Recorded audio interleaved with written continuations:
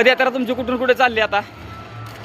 विजयवाडा तालुका देहली तालुका किनवट जिल्हा नांदेड येथून 29 ऑक्टोबर रोजी प्रारंभ झालेली सर्वज्ञ प्रतिष्ठानची पदयात्रा आज दिग्रस या ठिकाणी आलेली. उद्या परवाला 15 तारखेला जवळा खांड या ठिकाणी या पदयात्रेचा सांगता समारोह होणार आहे.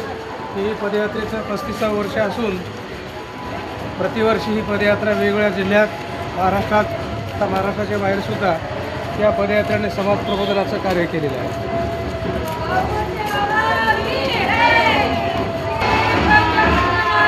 दंडवत.